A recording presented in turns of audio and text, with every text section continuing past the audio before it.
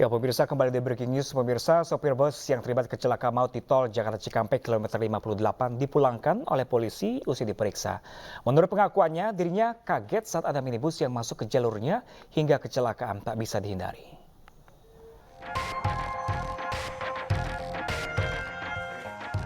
Sopir bus yang terlibat kecelakaan maut di ruas tol Jakarta Cikampek kilometer 58 akhirnya buka suara soal insiden maut tersebut. Sopir bus bernama Heri ini mengaku busnya justru ditabrak dua mobil dari depan dan belakang. Heri menuturkan kecelakaan itu bermula saat bus yang dikemudikannya melaju dari arah Bandung ke Jakarta. Saat tiba di kilometer 58, tiba-tiba ada sebuah minibus dari jalur kontraflow Jakarta Cikampek menyelonong dan menabrak bagian depan bus. Setelah ditabrak minibus, Heri berupaya menepikan bus ke kiri jalan. Namun ia tak mampu mengontrol laju bus karena dari arah belakang ditabrak minibus lainnya. Setelah itu Heri tak tahu persis kejadian selanjutnya karena melihat kedua minibus yang menabraknya terbakar dan ia beserta para penumpang turun dari bus dan menyelamatkan diri. Jadi aja Pak, kita kan ini kontraflow dari arah Jakarta nih, kita ke Bandung enggak. Kita kan emang ada posisi kanan gitu kan, terus. Jadi tiba-tiba itu mobil Grand Max itu nyebrang Pak ke saya. Ya saya kan menghindari, tiba-tiba di depan saya menghindar begini tuh. Nonong ini beradu sama saya, dia ngaduin saya akhirnya kan. Nah saya kan noleng akhirnya kan. Dia bilang gini, kalau mobil yang itu adanya posisinya di kiri, kayaknya kena mobil saya langsung balik begitu dia. Oh, balik. Kalau yang itu memang adanya di kiri, soalnya bodi saya belah kiri kena dia. Belah kiri kena. Ya. Korban meninggal akibat kecelakaan ini berjumlah 12 orang, diantaranya 7 laki-laki dan 5 perempuan. Seluruh korban diduga meninggal di lokasi kejadian karena mobil yang ditumpanginya terbakar.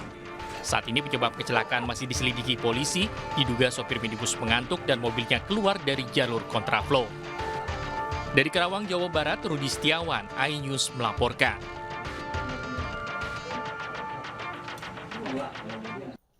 Sementara itu, pemirsa, pemerhati telematika dan multimedia Roy Suryo menganalisis video dashcam yang merekam kecelakaan di kilometer 58 tol Jakarta Cikampek yang telah beredar di media sosial. Dan untuk mengetahui gambaran kejadiannya, pemirsa, lantas bagaimanakah hasilnya? Langsung saja kita sudah terhubung dengan Mas Roy Suryo yang juga seorang penasihat di sejumlah klub otomotif Indonesia. Halo, selamat siang Mas Roy. Selamat siang Mas Frans, selamat siang juga untuk seluruh pemirsa iNews di mana saja berada. Terima kasih sebelumnya telah bergabung bersama kami di hari libur panjang kali ini. Mas Roy, kemarin lagi-lagi terjadi kecelakaan yang cukup besar di daerah kilometer 58. Mas Roy, jika melihat dari dashcam yang Mas Roy lihat yang beredar di media sosial, apa yang Mas Roy bisa sampaikan kepada kami di sini? Ya, jadi yang pertama adalah saya tentu saja sangat prihatin dan simpati.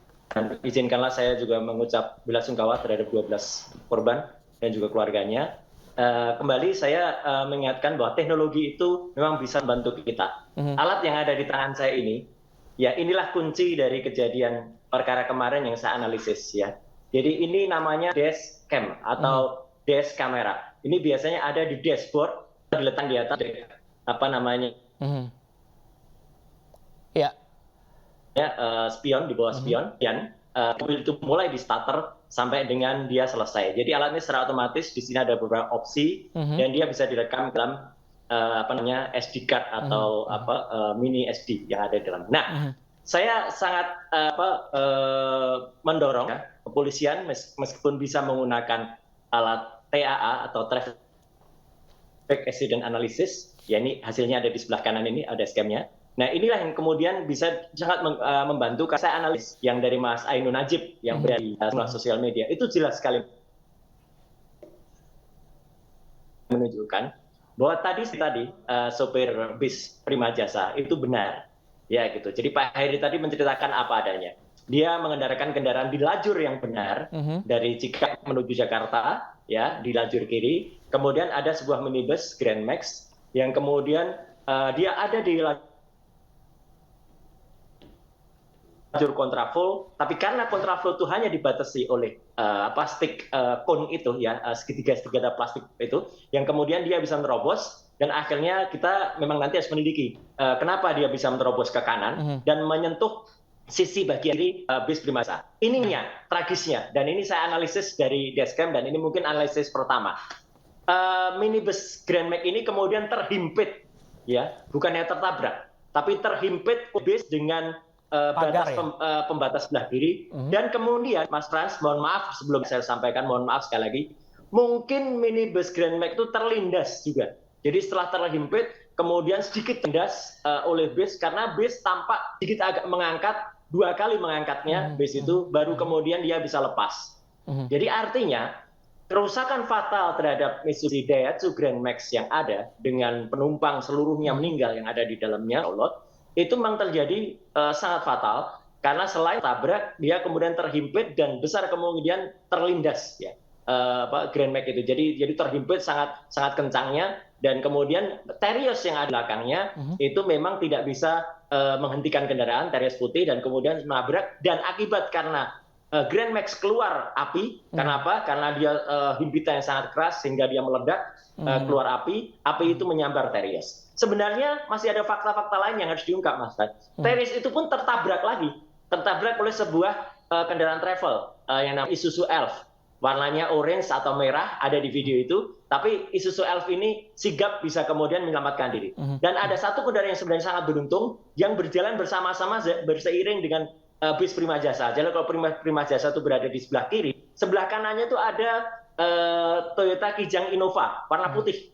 Ini alhamdulillah selamat. Innova ini bisa lolos dari kejadian. Dan ada juga satu Innova lain, Innova baru ya, yang ada di belakangnya Elf ini, Xenix ya. Innova lebih baru, kalau nggak Xenix ini Venturer, itu bisa juga mengerem dan selamat. Dan kemudian belakangnya lagi masih ada Isuzu Elf lagi warnanya silver. Jadi sekali lagi, dashcam ini sangat-sangat berguna. Saya memang menyarankan untuk kendaraan-kendaraan umum terutama, ya, itu kemudian menggunakan ini, karena ini bisa merekam semua yang ada, sehingga kalau ada kejadian, itu kemudian bisa ditelaah mana yang benar, mana yang kemudian salah ya di dalam hal ini. Ya. Kalau dari analisis Mas Roy Suryo itu sendiri, ketika si Grand Max ini keluar dari jalurnya, apakah benar kalau dari penglihatan Mas Suryo ini, Grand Max ini melaju dengan kecepatan lebih dari 100 km per jam? Seperti dikatakan oleh pihak kepolisian? Mohon maaf, saya belum bisa menganalisis karena video Najib yang merekam pada saat Grand Max sudah tertabrak. Jadi beda dengan analisis ketika saya bisa memberikan ketika dulu ada artis yang meninggal di jalan tol di Surabaya, itu kan kelihatan speednya, bisa kata analisis. Kalau yang ini terus terang saja teknologi ada keterbatasan, saya tidak bisa menganalisis kecepatan Grand Max karena rekaman dashcam yang ada. Saya harus objektif. Kalau nggak bisa, ya bilang nggak gitu. Tidak bisa menganalisis kecepatan Grand Max, tapi yang jelas kecepatannya sangat tinggi karena begitu kena di sebelah kiri itu langsung terhimpit ke sebelah kiri dengan bahu jalan, dan bahu jalan itu ada pembatasnya, dan kemudian ketika ada pembatas jalan itu, bis ini lagi-lagi ini analisis pertama yang mungkin didengar, ya, bis ini menghimpit Grand Max dan bahkan mungkin melindas Grand Max. Ya, gitu. Artinya karena saking kerasnya, sebenarnya ya bukan salah bisnya ya. Bisnya berada di jalur yang benar, belajar di lajur yang benar. Tapi ya kemudian karena mendadak ada kendaraan yang melaju, dia nggak bisa ngontrol, dan seperti kata Pak Heri tadi, sopir bis tadi, ya dia melakukan apa adanya. Tapi yang jelas gini, Mas Frans, kita sangat mengharapkan hasil dari TAA, Traffic Accident Analysis yang dimiliki dapat jadi evaluasi ya, Mas ya. Ya, yang itu berdasarkan LiDAR. LiDAR itu sekarang kalau orang bertanya, kok bisa TAA itu menganalisis? Ya, TAA itu bisa menganalisis. Karena dia berdasarkan LiDAR. LiDAR itu menggunakan sinar laser, dia kemudian melakukan light and detecting and ranging. Jadi dia bisa ukur jarak-jarak yang ada, dan disitulah insya Allah akan ketemu berapa kecepatan dari Grand Max yang tadi ditanyakan oleh Mas Frans dan semua pemirsa. Mas Roy, ini masih jadi pertanyaan kita semua, juga semua media dan semua masyarakat pastinya. Ini ketika si Grand Max ini mengambil jalur di luar itu, banyak yang menduga-duga kalau ada terjadi kesalahan atau kerusakan mesin. Ya. Kalau Mas Roy lihat sebagai penasihat klub otomotif, sebenarnya apa yang terjadi sih ketika itu? Agak aneh sebenarnya kalau terjadi kerusakan mesin, ya. Karena kalau kerusakan mesin, insting seorang pengemudi, siapapun pengemudinya, itu merapat ke kiri, bukan merapat ke kanan. Jadi kemungkinannya ada dua. Dia mungkin, maaf ini, sekali lagi maaf kepada pengemudi yang telah menjadi korban. Betul. Mungkin dia mengantuk ya, atau oleng ya, atau yang kedua pecah ban. Pecah ban juga bisa, pecah ban depan sebelah kanan. Pecah ban depan sebelah kanan itu bisa membawa mobil menarik ke kanan. Ya, kalau pecah ban sebelah kiri tidak ya, tapi kalau pecah ban sebelah kanan itu bisa membawa mobil menarik ke kanan sehingga tidak bisa terkontrol lagi dan kemudian masuk ke lajur ini. Tapi memang sangat berbahaya. Jadi memang benar orang yang masuk jalur kontraflow itu yakinkan betul kendaraannya tidak kemudian habis BBM karena di kontraflow nggak ada kesempatan buat kita Berhenti. menepi ke kiri isi bahan bakar kan.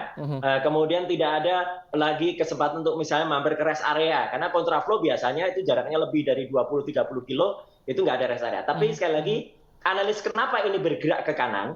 Kalau saya tidak setuju dengan analisis rusak mesin ya atau error, kemungkinan besar dia ngantuk,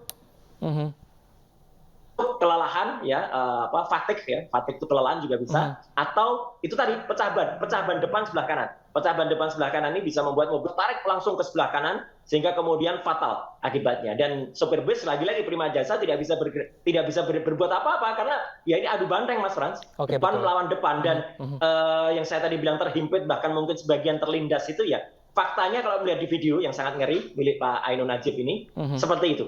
Jadi saya Oke, berani baik. menganalisis itu karena memang faktanya seperti itu. Oke, baik. Semoga ini juga sebagai bahan evaluasi pihak kepolisian ya Mas Roy ya. Karena mengingat kontraflow Ya. pasti akan setiap tahun akan dilakukan. Apakah memang ini Betul. sebaiknya ditutup untuk Satu titik selamanya poinnya, Mas atau Frans, baik digunakan kontraflow dengan bukan beberapa dilarang, tapi dievaluasi benar. Yang kedua, saya menyarankan polisi mewajibkan kalau melarang tolelet oke, tapi mewajibkan pasang alat semacam ini di setiap kendaraan umum. Ini penting banget ya Oke. untuk bisa kemudian menganalisis namanya dash camera, untuk bisa menganalisis dia dapat gambaran yang objektif yang kemudian kita bisa mendapatkan gambaran kalau ada apa-apa, tapi tentu saja insya Allah tidak terjadi apa-apa lagi. Oke, Itu, Mas. kita doakan nanti arus balik juga aman-aman ya Mas Roy ya. Oke, baik. Amin. Ya, Terima insya kasih Allah banyak Mas begitu. Roy telah berbagi informasi bersama